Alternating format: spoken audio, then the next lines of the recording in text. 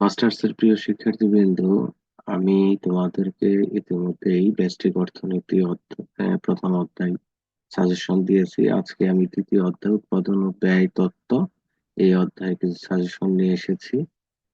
প্রথমে ক বিভাগের প্রশ্নগুলো একটু খেয়াল করো, যে এখানে বেশ কিছু কোশ্চেন আছে যেগুলো পড়লে আশা করি তোমাদের কমন পড়বে।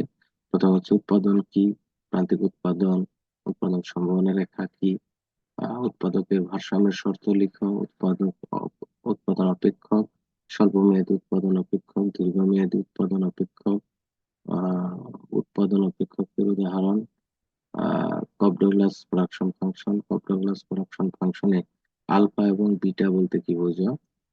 সিএস উৎপাদন অপেক্ষক, অনমনীয় বিন্দু কি? হ্যাঁ, প্রান্তিক কারিগরি বদলের হার বলতে কি বোঝো? এখানে কিছু পুনরূপ লিখতে হবে: এমআরএস, এমআরটিএস, সিইএস, পিপিসি। এই পুনরূপগুলো লিখো। হেমোথিটিক উৎপাদন অপেক্ষক বলতে কি বোঝো? সম্প্রসারণ পথ চিত্রে দেখা।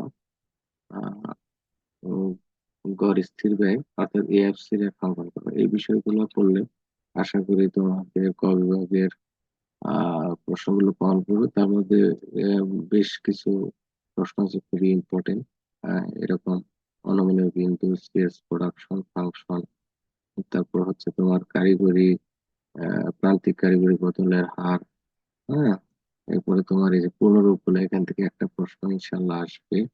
তারপরে তোমার হচ্ছে এখানে কব্রগ্লস উৎপাদন অপেক্ষকটি লিখো।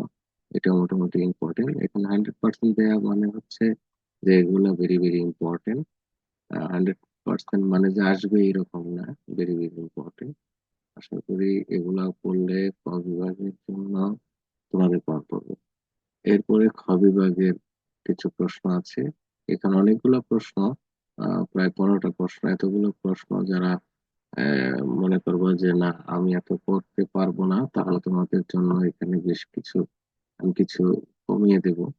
এখানে খেয়াল করো যে উৎপাদন অপেক্ষক কি। সিএস উৎপাদন অপেক্ষক বলতে কি বুঝো? সিএস উৎপাদন অপেক্ষক কি অয়লার তত্ত্ব সিদ্ধ করে? প্রমাণ করো যে কপডো প্লাস উৎপাদন অপেক্ষক অয়লার তত্ত্ব সিদ্ধ করে।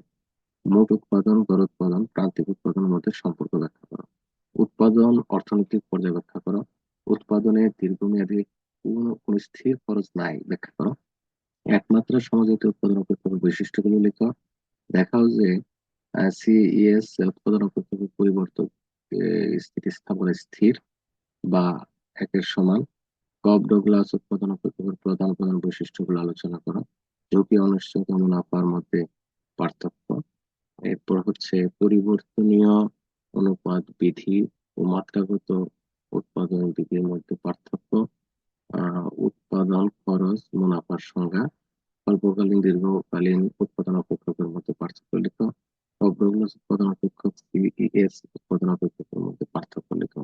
এখানে খেয়াল করো, যদি তোমরা এই যে সিইএস উৎপাদন অপেক্ষকটি কি অয়লার তত্ত্ব সিদ্ধ করে, কিংবা প্রমাণ করো যে কবডগ্লাস উৎপাদন অপেক্ষক অয়লার তত্ত্ব সিদ্ধ করে, এই দুটোর মধ্যে একটা আসার সম্ভাবনা আছে। তারপরে এদিকে এইটা একমাত্রার সমঝোতা উৎপাদন অপেক্ষকের বৈশিষ্ট্য, এবং এখানে কগ্নোগ্লাস উৎপাদন অপেক্ষকের প্রধান প্রধান বৈশিষ্ট্য, এই দুইটার মধ্যে একটা আসার সম্ভাবনা খুবই বেশি। এই প্রশ্নটাও ইম্পর্টেন্ট আছে। দেখাও যে সিইএস উৎপাদন অপেক্ষকের পরিবর্তক বা বিকল্পায়ন স্থিতিস্থাপক স্থির, এটা খুবই গুরুত্বপূর্ণ প্রশ্ন। এরপরে আসো এই কপ্রোগ্লাস এবং সিএস উৎপাদন অপেক্ষকের মধ্যে পার্থক্য। এগুলো পড়লে আশা করি খ বিভাগ থেকে কম পড়বে। গ বিভাগে আসি। গ বিভাগে এখানে বেশ কিছু ইম্পর্টেন্ট কোশ্চেন আছে। এই 1 নম্বর কোশ্চেনটা খুব ইম্পর্টেন্ট, যে প্রমাণ করো যে কপ্রোগ্লাস উৎপাদন অপেক্ষক থেকে প্রাপ্ত বা সৃষ্ট সমুৎপাদন রেখা বাম দিক থেকে ডান দিকে নিম্নগামী এবং মূল বিন্দুর দিকে উত্তর। দ্বিতীয় প্রশ্নটাও ইম্পর্টেন্ট আছে: সমঝোতা উৎপাদন অপেক্ষক কি? দেখো যে কপ্রোগ্লাস উৎপাদন অপেক্ষক হচ্ছে সিএস উৎপাদন অপেক্ষকের বিশেষ প্রতিরূপ। তৃতীয় প্রশ্নটাও ইম্পর্টেন্ট: উৎপাদকের ভারসাম্য বলতে কি বোঝো? একজন উৎপাদক স্বল্প খরচ সাপেক্ষে কিভাবে কাম্য উৎপাদন লাভ করে, গাণিতিক ব্যাখ্যা সহ উপস্থাপন করো। আমরা অনার্সে এটা চিত্র সহকারে ব্যাখ্যা করেছিলাম। এখন মাস্টার্সে এটা এভাবে আসতে পারে, গাণিতিক ব্যাখ্যা সহ উপস্থাপন করে এভাবে আসতে পারে। চিত্র সহ তো আমরা আগে পারি, তাহলে আমরা দুই ভাবেই শিখে রাখবো, কারণ এটি প্রশ্নটা ইম্পর্টেন্ট আছে। চিত্র সহকারেও শিখে রাখবো, গাণিতিক ব্যাখ্যা সহ শিখে রাখবো, এটা ইম্পর্টেন্ট। 4 নম্বর প্রশ্ন হচ্ছে উৎপাদন অপেক্ষক equal to A L to the power alpha K to the power beta এর জন্য মুনাফা সূচককরণকৃত উপকরণ চাহিদা মুনাফা অপেক্ষক বের করা। এরপর হচ্ছে সিইএস উৎপাদন অপেক্ষকের বিকল্পায়ন বা পরিবর্তক স্থিতিস্থাপক মান কত। কব্রগ্লাস উৎপাদন অপেক্ষকের সাহায্যে মাত্রাগত উৎপাদন ধারণটি ব্যাখ্যা করা। কব্রগ্লাস উৎপাদন অপেক্ষক এই অপেক্ষক হলে দেখাও যে উৎপাদন অপেক্ষকটি একমাত্রা সমজাতীয়।